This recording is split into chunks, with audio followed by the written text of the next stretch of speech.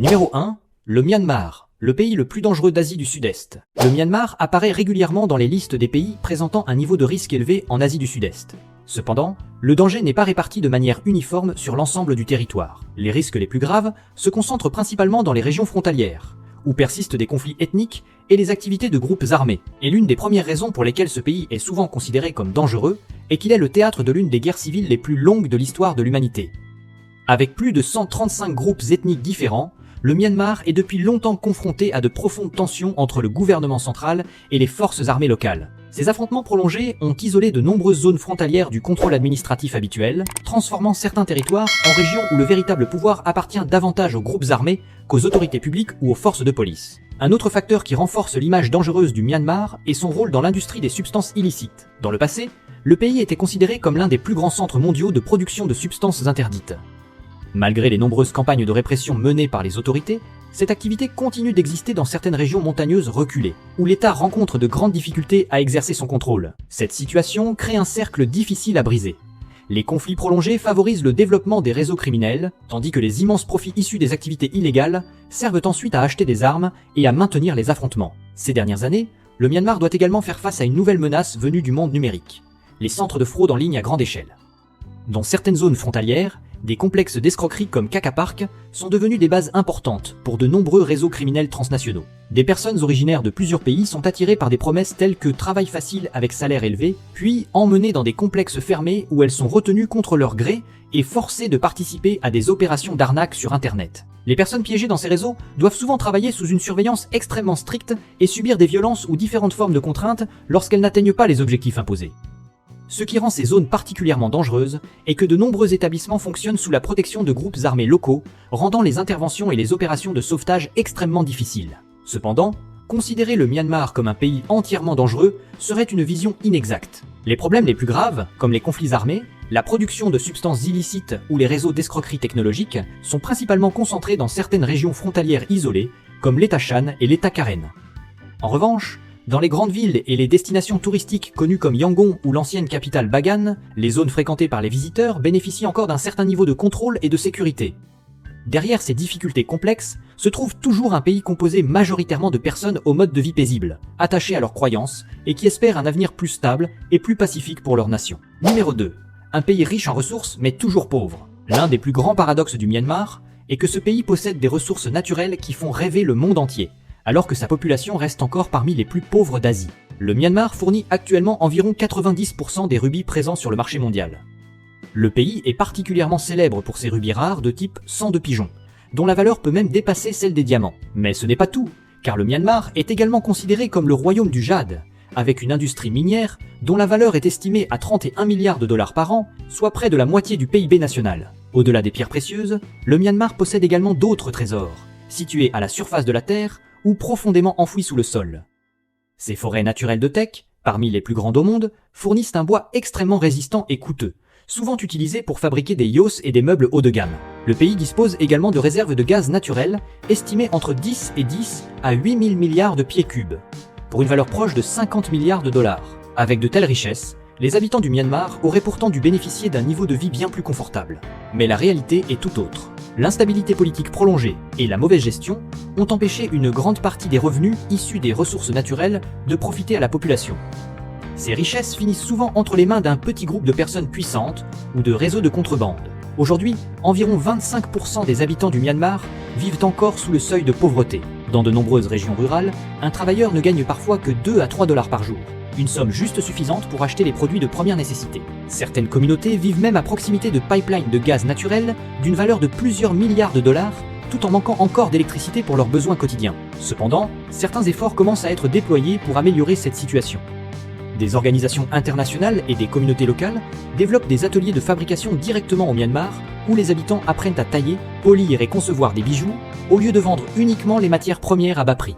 Garder ces étapes de transformation créatrices de valeur dans le pays permet non seulement de générer davantage d'emplois, mais aussi d'aider les communautés locales à bénéficier davantage de leurs propres ressources. C'est un chemin long et difficile, mais il représente également une occasion pour les habitants du Myanmar de reprendre progressivement le contrôle des trésors que la nature leur a offerts. Numéro 3. L'effet fascinant sur les femmes du Myanmar. Croyez-vous qu'au Myanmar, Même lorsqu'une femme se baigne dans un lieu public, les personnes autour d'elle ne puissent presque jamais voir aucune partie intime de son corps. La première chose que vous remarquerez facilement en visitant Yangon ou les grandes villes du Myanmar est l'image de nombreuses femmes portant des traces de couleur jaune vif sur les joues.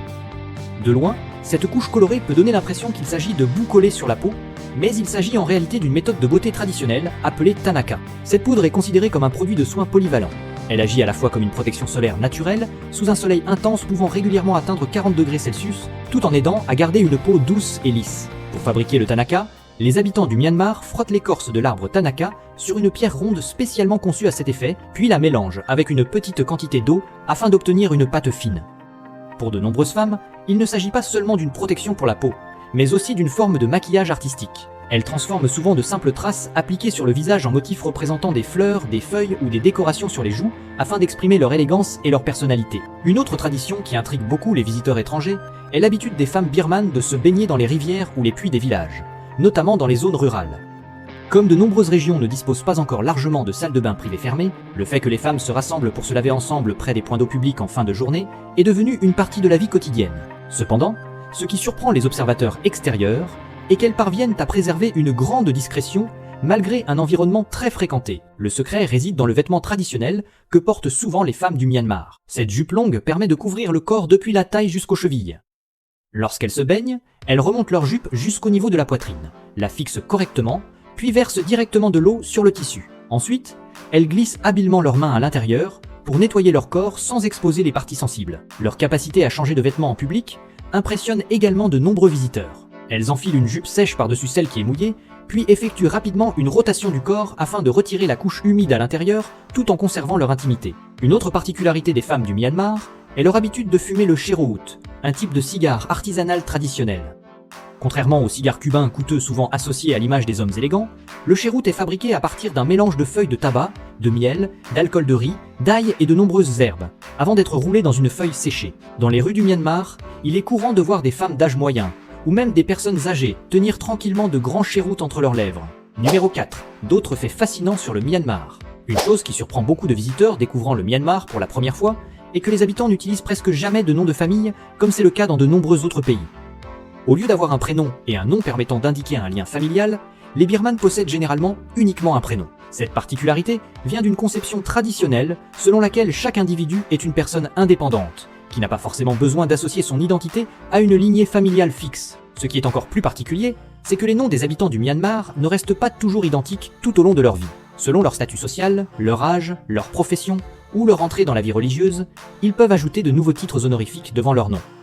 Par exemple, une personne appelée Kyav, lorsqu'elle est jeune, peut être appelée U Kyav, lorsqu'elle devient adulte et acquiert une certaine position sociale, le terme U servant à exprimer le respect envers un homme.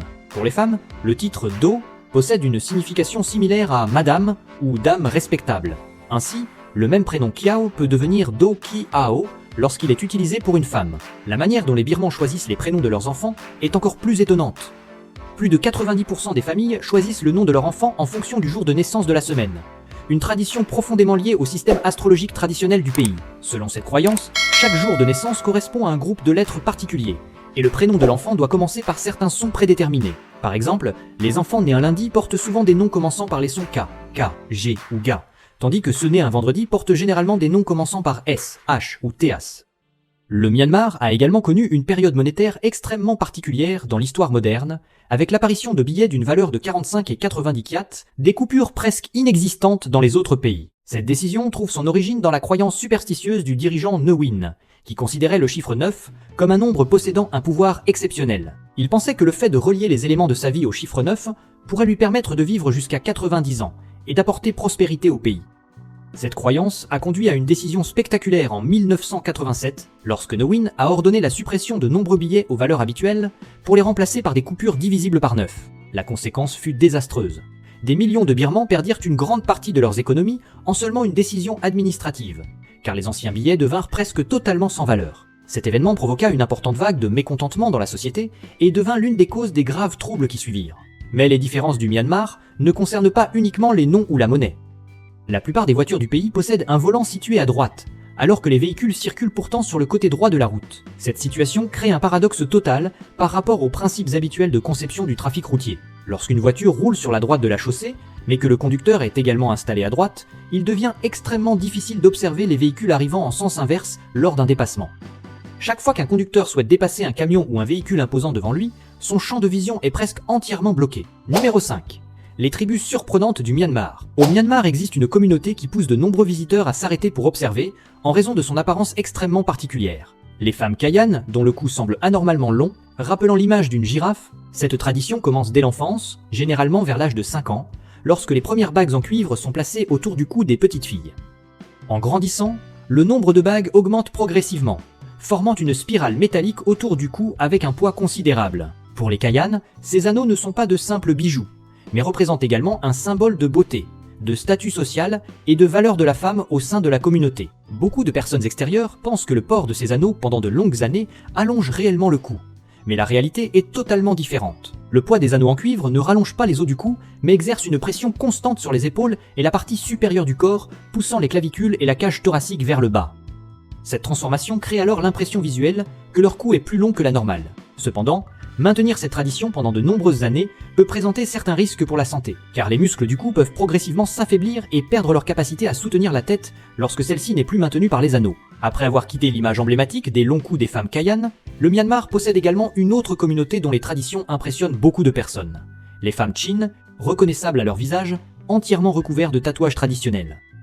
Dans le passé, la beauté des femmes Chin était considérée comme une raison pour laquelle elles pouvaient devenir des cibles de capture par des forces extérieures. Afin de protéger leurs filles contre le risque d'être emmenées pour devenir des concubines, de nombreuses familles ont choisi une méthode radicale, utiliser des épines et des pigments naturels pour tatouer entièrement le visage des jeunes filles lorsqu'elles atteignaient l'âge adulte. À l'origine, ces tatouages étaient créés comme un moyen de dissimuler la beauté des femmes, mais au fil des générations, ils sont devenus un symbole de fierté et d'identité culturelle. Pour de nombreuses femmes Chin, les motifs inscrits sur leur visage ne représentent plus un sacrifice, mais sont devenus un signe de courage, de maturité et d'appartenance à leur communauté. Dans certains groupes Chin traditionnels, une jeune femme sans tatouage facial pouvait autrefois être considérée comme n'ayant pas accompli son rite de passage vers l'âge adulte. Cependant, avec l'évolution de la société moderne, de nombreuses jeunes femmes Chin ont aujourd'hui abandonné cette pratique, contrairement aux générations précédentes. Malgré cela, les femmes âgées considèrent encore les motifs gravés sur leur visage comme une partie de leur mémoire, de leur identité et de leur patrimoine culturel à transmettre aux générations futures. Les différences culturelles entre les communautés du Myanmar apparaissent également à travers une coutume matrimoniale particulière du peuple Koé. Dans cette communauté, après la fin de la cérémonie de mariage, les mariés ne commencent pas immédiatement à vivre ensemble, mais doivent traverser une période de séparation durant laquelle ils restent éloignés pendant 15 à 30 jours. Pendant la journée, ils peuvent toujours se rencontrer pour travailler ensemble et participer à la vie de la communauté. Mais lorsque la nuit tombe, chacun doit retourner dans un endroit séparé, et il leur est interdit de dormir ensemble. Numéro 6. Naypyidaw, la capitale fantôme, la plus étrange et la plus déserte de la planète. Au Myanmar se trouve une ville 6 fois plus grande que New York. Mais le plus surprenant est qu'elle soit presque totalement vide. Il s'agit de Naypyidaw, la nouvelle capitale du Myanmar, souvent surnommée la plus grande ville fantôme du monde. Avec une superficie de plus de 7000 km², elle avait été conçue à l'origine pour accueillir plusieurs dizaines de millions d'habitants. Mais aujourd'hui, seulement environ 1 million de personnes y vivent. Le sentiment de solitude qui règne à Naypyidaw se remarque surtout à travers son immense réseau routier. La ville possède des avenues pouvant atteindre 20 voies qui mènent directement au bâtiment du Parlement. Son ampleur est tellement impressionnante que certains affirment même qu'un avion de ligne pourrait y atterrir. Pourtant, la plupart du temps, ces routes restent presque entièrement désertes, car le nombre de véhicules est extrêmement faible par rapport à l'immensité des infrastructures construites. Naypyidaw ressemble à une oasis luxueuse, complètement séparée du reste du Myanmar. Le gouvernement aurait investi environ 4 milliards de dollars pour construire cette ville, soit près de 10% du PIB national à cette époque. Grâce à cet investissement colossal, la nouvelle capitale dispose d'une alimentation électrique 24 heures sur 24, d'infrastructures modernes et d'un urbanisme extrêmement organisé, avec des zones clairement séparées entre les secteurs militaires, administratifs et hôteliers. Mais pourquoi une ville aussi moderne et confortable est-elle devenue si peu peuplée? La raison principale vient de son emplacement particulièrement isolé. Naypyidaw est située au cœur d'une région montagneuse et forestière, à plus de 320 km de Yangon. Beaucoup d'habitants ne souhaitent pas quitter les grandes villes animées, où se trouvent leurs emplois et leurs relations sociales, pour s'installer dans un endroit immense, mais dépourvu de véritable vie urbaine. Cependant, la construction d'une capitale au milieu de la forêt aurait également été un choix stratégique. Sa position profondément située à l'intérieur des terres, entourée de montagnes, rend Naypyidaw plus difficile à attaquer depuis la mer. Elle permettrait également au gouvernement de mieux contrôler les zones frontalières, souvent marquées par des périodes d'instabilité. Numéro 7. les coutumes culturelles uniques du Myanmar. Avez-vous déjà imaginé qu'il puisse exister un pays où les hommes portent une jupe pour aller travailler, sortir, ou même participer à des matchs de football sans ressentir la moindre gêne ni difficulté?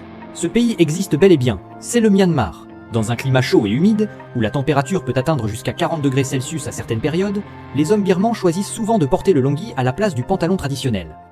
Le longi est une longue pièce de tissu en forme de tube, mesurant environ 2 mètres, que l'on enroule autour de la taille avant de la fixer avec un nœud à l'avant du ventre. Sa conception simple permet à l'air de circuler facilement, offrant ainsi une sensation de fraîcheur plus agréable pendant les fortes chaleurs, et il est devenu une solution quotidienne très répandue pour lutter contre le climat étouffant. En plus de cela, le longi apporte également une grande praticité dans la vie de tous les jours, notamment lorsqu'il s'agit d'aller aux toilettes. Vous vous demandez peut-être comment ils font lorsqu'ils portent ce type de vêtements? La réponse pourrait vous surprendre, car ils n'ont pas besoin de retirer complètement leur longi. Essayez de deviner avant de le découvrir. Ce qui étonne encore davantage de nombreux visiteurs étrangers, c'est que beaucoup d'hommes birmans portant un longi choisissent généralement de ne pas porter de sous-vêtements en dessous. Selon leur conception, ajouter une couche supplémentaire de tissu peut rendre le corps plus étouffant et inconfortable, surtout dans un environnement chaud et humide. Ils estiment que la matière et l'ampleur du longi offrent déjà une protection suffisante.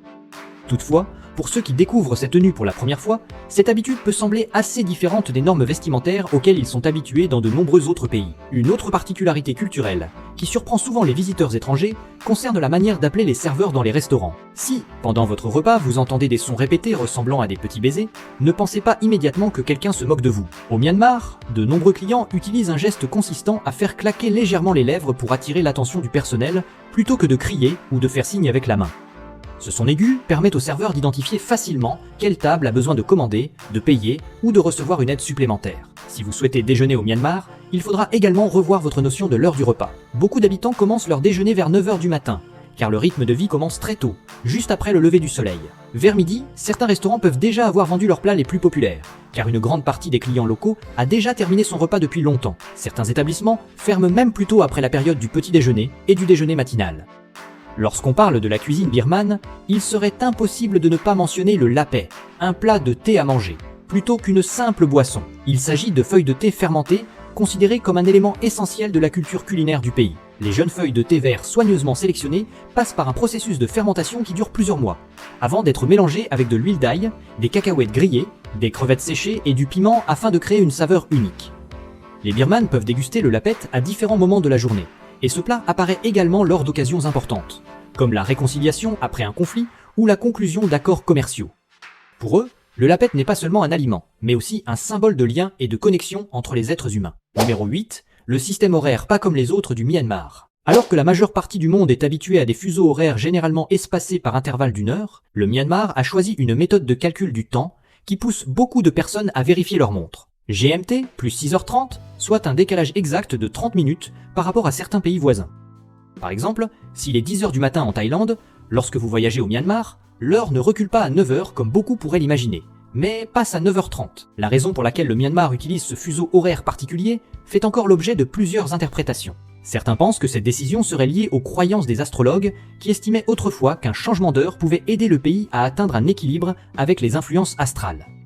D'autres considèrent simplement qu'il s'agit d'une manière pour le Myanmar de préserver sa propre différence en affirmant son identité indépendante plutôt que de suivre totalement les normes horaires les plus répandues dans le monde. Cette vision particulière du temps apparaît encore plus clairement dans le calendrier traditionnel. Ici, une semaine ne compte pas seulement 7 jours comme dans la plupart des autres pays, mais repose sur un système de semaines comprenant 8 jours, fondé sur d'anciennes croyances astrologiques. Les habitants du Myanmar pensent que chaque jour de la semaine est associé à une planète ou à une énergie particulière. Mais ce système présente un problème. Le nombre de planètes prises en compte est supérieur au nombre habituel de jours. C'est pourquoi le jour de naissance possède une importance particulière pour de nombreux birmans. Ils se basent souvent sur leur date de naissance pour interpréter leur destinée et choisir les moments les plus favorables pour des événements importants comme un mariage, la construction d'une maison ou la réalisation de cérémonies traditionnelles. Pour résoudre cette différence, les habitants du Myanmar ont créé une méthode de division extrêmement originale. Ils ont séparé le mercredi en 2 jours distincts. La période allant du lever du soleil jusqu'à 10 à 8 heures reste considérée comme le mercredi. Mais après 10 à 8 heures, le reste de cette journée est considéré comme un jour indépendant, avec son propre symbole et sa propre planète représentative. Numéro 9. Les interdits étranges au Myanmar. Avez-vous déjà imaginé qu'un geste aussi involontaire que passer sous une corde ou sèche des vêtements puisse pousser un homme du Myanmar à croire qu'il a perdu sa chance et son pouvoir spirituel? C'est l'un des tabous particuliers de la culture birmane que les visiteurs doivent connaître, afin d'éviter de mettre les habitants mal à l'aise sans le vouloir. Selon les croyances traditionnelles birmanes, les hommes possèdent une énergie spirituelle particulière appelée Echphone, qui représente la force, le statut social, la richesse et l'autorité. Cependant, cette énergie serait extrêmement sensible et pourrait diminuer lorsqu'elle entre en contact avec des objets considérés comme inférieurs ou impurs, notamment les sous-vêtements féminins. En raison de cette croyance, de nombreuses familles birmanes évitent de faire sécher les sous-vêtements des femmes dans des endroits élevés ou dans des espaces communs. Ils sont généralement placés dans des endroits discrets, plus bas que la hauteur de la tête, et jamais au-dessus des vêtements masculins. Certaines personnes pensent même que laver ensemble l'onghi des femmes et les vêtements des hommes pourrait affecter la chance et la sérénité des hommes de la famille. Au-delà de la croyance liée au Ashphone, les Birmans possèdent également des règles de comportement très précises concernant le corps humain. Dans cette culture, le sommet de la tête est considéré comme la partie la plus noble du corps, associée à l'âme et à la dignité de chaque personne. Ainsi, un geste qui semble amical dans de nombreux autres pays, comme caresser la tête d'un enfant, peut être perçu comme un manque de respect au Myanmar. Même lorsqu'un enfant est adorable, les visiteurs devraient éviter de toucher sa tête sans permission, car certaines familles considèrent cela comme une intrusion dans la partie la plus sacrée du corps de leur enfant. Cette règle s'applique également aux adultes. Toucher la tête de quelqu'un ou faire passer un objet au-dessus de sa tête est considéré comme un comportement impoli. Si la tête est considérée comme la partie la plus élevée et la plus sacrée du corps, les pieds occupent au contraire la position la plus basse dans les croyances traditionnelles birmanes. Les habitants considèrent les pieds comme la partie la moins noble et la moins propre du corps humain. C'est pourquoi pointer quelqu'un avec son pied, orienter ses pieds vers une statue de Bouddha, poser ses pieds sur une table ou utiliser ses pieds pour déplacer un objet sont considérés comme des gestes extrêmement irrespectueux. Dans les lieux religieux en particulier, diriger ses pieds vers une statue de Bouddha peut être perçu comme une offense grave. Les mains possèdent également leurs propres règles de comportement. Selon les traditions birmanes, la main gauche est souvent considérée comme moins propre, car elle est associée aux gestes liés à l'hygiène personnelle, tandis que la main droite est utilisée pour les actions nécessitant davantage de respect.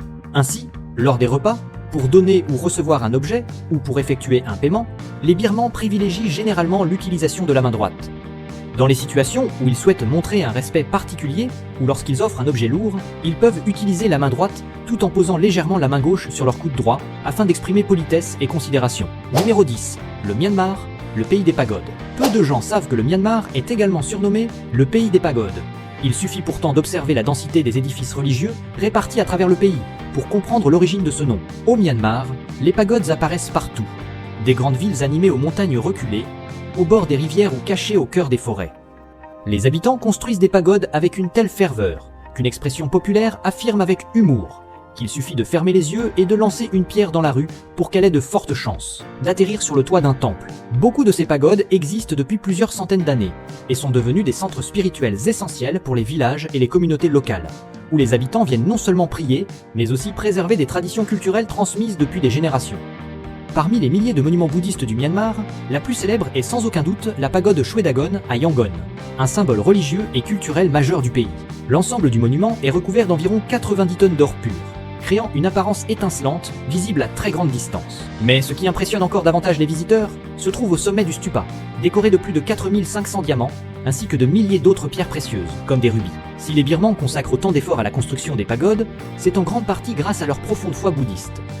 Plus de 80% de la population du Myanmar pratique le bouddhisme, et la notion de « accumulation de mérite » afin de créer des bienfaits pour l'avenir, occupe une place centrale dans leur vision spirituelle. Pour beaucoup, construire une pagode représente l'une des plus grandes formes de mérite, capable d'apporter une vie meilleure dans une existence future. C'est pourquoi, plutôt que de consacrer leur richesse à des objets luxueux pour leur propre plaisir, certaines personnes fortunées sont prêtes à dépenser des sommes considérables pour financer des constructions religieuses portant leur propre empreinte. Même les personnes aux revenus modestes essaient souvent d'économiser de petites sommes pour acheter des feuilles d'or et les appliquer elles-mêmes sur les statues de Bouddha afin d'exprimer leur dévotion. Au-delà de ces innombrables pagodes, le Myanmar est également l'un des pays possédant l'une des plus fortes proportions de moines et de personnes engagées dans la vie religieuse au monde. En moyenne, environ une personne sur 100 parmi la population suit une voie monastique. Cependant, le mode de vie des moines birmans réserve parfois des surprises aux visiteurs, notamment parce qu'ils peuvent encore manger de la viande ou consommer du tabac. Cela ne signifie pas que le bouddhisme birman encourage la mise à mort des animaux. Les moines suivent le principe appelé les 3 puretés de la viande, selon lequel ils peuvent manger de la viande s'ils n'ont pas tué eux-mêmes l'animal, s'ils n'ont pas demandé à quelqu'un de le tuer, et s'ils n'ont pas assisté au meurtre d'un animal réalisé spécialement pour eux. L'essentiel de cette conception repose sur l'intention et l'action de la personne qui mange. Consommer un aliment ne signifie pas encourager la mise à mort, mais plutôt ne pas être à l'origine de la souffrance ou de la mort d'un autre être vivant. Lorsqu'ils partent mendier leur nourriture chaque matin, les moines acceptent ce que les habitants leur offrent et considèrent simplement la nourriture comme un moyen de maintenir leur corps afin de poursuivre leur chemin spirituel. De la même manière, certaines habitudes comme fumer ou mâcher du bétel sont considérées comme des pratiques quotidiennes, tant que les pratiquants continuent à respecter les préceptes religieux et à se concentrer sur leur discipline intérieure. Numéro 11. Les lieux mystérieux du Myanmar. Au cœur des montagnes de l'Étamon, au Myanmar, se trouve une construction qui pousse quiconque la regarde à s'interroger sur les lois de la physique. Un immense rocher pesant plus de 600 tonnes, recouvert d'or brillant et perché au bord d'une falaise à environ 1100 mètres d'altitude. Les habitants l'appellent le Rocher d'or de Kyaik Tio, l'un des sites sacrés les plus célèbres du Myanmar.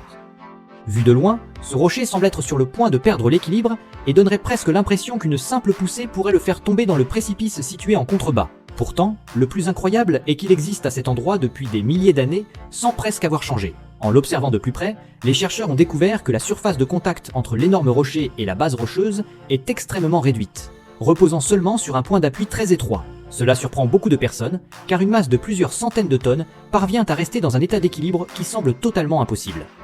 L'une des expériences les plus célèbres sur ce site consiste pour les visiteurs à pousser légèrement la surface du rocher afin de ressentir une petite vibration, tout en constatant qu'il ne tombe jamais. Malgré les tremblements de terre et les fortes pluies ayant provoqué de l'érosion dans la région, le rocher d'or a conservé sa position au fil des siècles. Jusqu'à aujourd'hui, les scientifiques n'ont toujours pas trouvé d'explication totalement convaincante, permettant de comprendre comment ce bloc rocheux maintient cet équilibre exceptionnel sans aucune colle ni structure de soutien artificiel. En quittant ce rocher mystérieux au milieu des montagnes, l'ancienne cité de Bagan possède un autre exploit remarquable, réalisé par les artisans du Myanmar il y a plus de 900 ans. À l'intérieur du célèbre temple Ananda, se trouve une statue de Bouddha dotée d'un effet visuel particulier. L'expression de son visage semble changer selon la distance à laquelle se trouve l'observateur. Lorsque vous regardez la statue depuis loin, vous découvrez un Bouddha affichant un sourire doux, rempli de compassion et de bienveillance. Mais plus vous vous rapprochez, plus ce sourire semble disparaître pour laisser place à une expression plus sérieuse et plus profonde. Ce phénomène ne provient ni d'une technologie moderne, ni d'un mécanisme en mouvement, mais uniquement des techniques de sculpture et de l'utilisation ingénieuse de la lumière naturelle. Les artisans de l'époque avaient calculé avec une précision remarquable chaque détail du visage de la statue, depuis la courbure des lèvres jusqu'à la profondeur des reliefs, en passant par la manière dont la lumière crée des ombres selon les différents angles d'observation. Grâce à cela, une seule et même statue peut transmettre des émotions différentes lorsque le spectateur change de position. Le fait que des artisans du Myanmar du XIe siècle, avec des outils simples et rudimentaires, aient réussi à créer un effet visuel aussi subtil, reste encore aujourd'hui l'un des mystères architecturaux les plus fascinants du pays. Numéro 12. Les festivals uniques du Myanmar. Si vous voulez ressentir pleinement la ferveur et la profonde dévotion du peuple du Myanmar, il suffit d'observer ces festivals traditionnels. Le plus célèbre est Thi Nien, également appelé la fête de l'eau, qui se déroule au milieu du mois d'avril pour célébrer le Nouvel An. Pendant 4 à 5 jours, tout le pays se transforme en une immense bataille d'eau, où des personnes de tous âges descendent dans les rues pour s'arroser avec des seaux, des bassines, des tuyaux ou des véhicules équipés de jets d'eau. Pour les habitants du Myanmar, ce n'est pas seulement un moment de divertissement, mais aussi un rituel destiné à purifier les malheurs et les fautes de l'année passée afin d'entrer dans la nouvelle année avec une âme plus pure. En octobre, la ville de Kyokes, près de Mandalay, s'anime à nouveau avec le festival des éléphants dansants. Ce qui est surprenant, c'est qu'aucun véritable éléphant n'y participe. À la place, les habitants fabriquent d'immenses modèles d'éléphants en bambou et en tissu. À l'intérieur de chaque structure se trouvent 2 hommes qui coordonnent leurs mouvements et dansent au rythme des tambours en essayant de montrer quelle équipe peut contrôler son éléphant de la manière la plus élégante et la plus réaliste possible. Cette tradition est considérée comme une manière pour les habitants d'exprimer leur respect envers les divinités. Si vous aimez les spectacles impressionnants, le festival des montgolfières de feu de Tongi, organisé au mois de novembre, vous laissera certainement sans voix. De gigantesques ballons en papier sont lancés dans le ciel, transportant des feux d'artifice et des milliers de bougies qui créent un spectacle lumineux spectaculaire. Cependant, en raison de la grande quantité de feux d'artifice transportés, cette activité présente également certains risques. Pour les habitants de l'État Shan, cet événement représente à la fois une cérémonie destinée à offrir la lumière aux divinités et l'un des rassemblements les plus populaires du Myanmar. Numéro 13.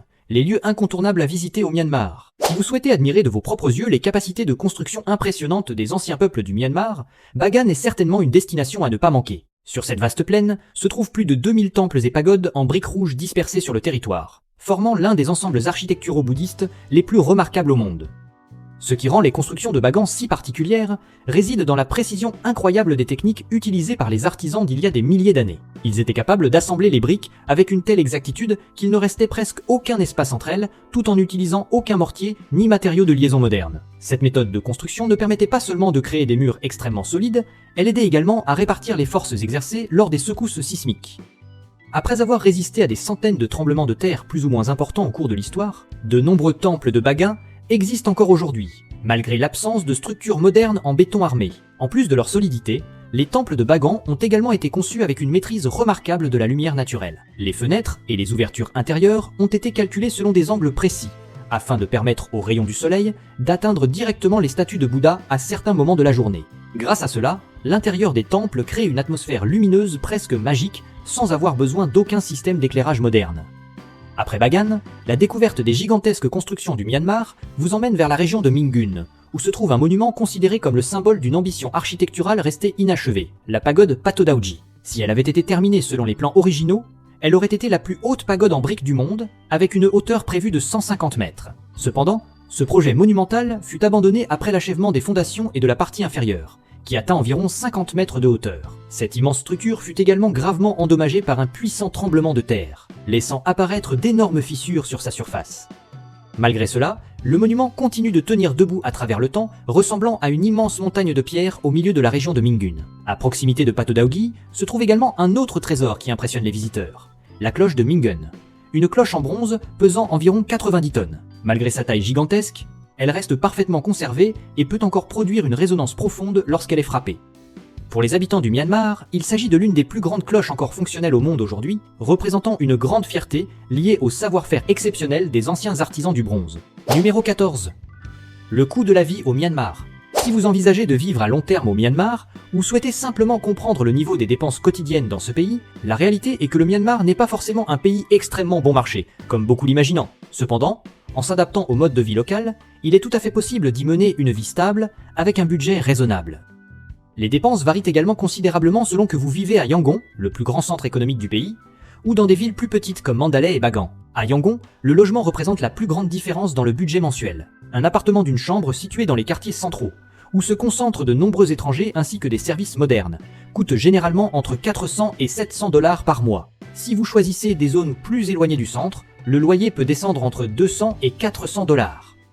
Dans les petites villes, les coûts du logement sont encore plus faibles, mais avec moins de choix en matière de services et d'équipements. Les déplacements au Myanmar reposent davantage sur la praticité que sur la modernité. Dans les grandes villes, le taxi est un moyen de transport courant, avec des trajets courts coûtant généralement entre 1 et 3 $. Les applications de transport existent également, mais leur développement reste encore inégal. Pour voyager entre les villes, les bus longue distance représentent une option économique, avec des billets coûtant environ entre 5 et 15 $ selon l'itinéraire.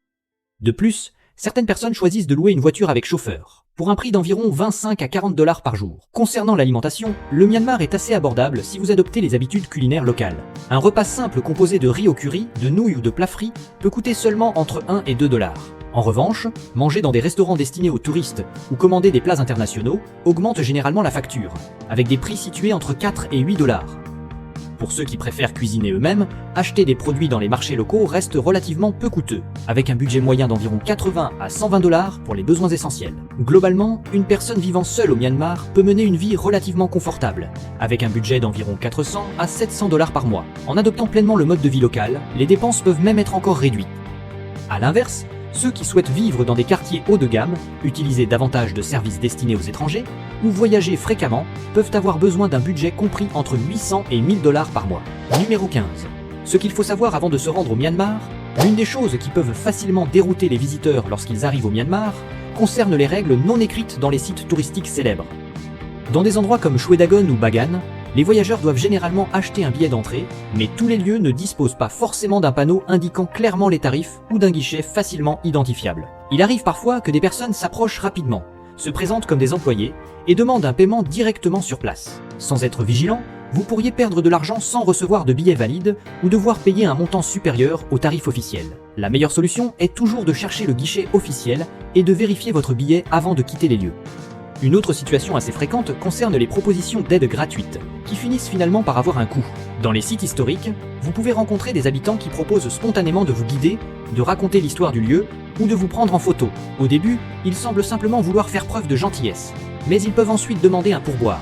Ce n'est pas forcément une arnaque, mais sans connaître cette pratique à l'avance, de nombreux visiteurs peuvent se retrouver dans une situation inconfortable. Dans les marchés et les lieux touristiques très fréquentés, il est également conseillé de rester prudent face à la technique de vente consistant à essayer avant d'acheter. Certains vendeurs peuvent vous donner un produit à tenir, vous proposer de l'essayer ou vous inviter à goûter gratuitement. Cependant, une fois que vous avez testé l'article, ils peuvent commencer à vous pousser à l'achat en annonçant constamment des prix, en négociant ou en vous suivant pour vous convaincre.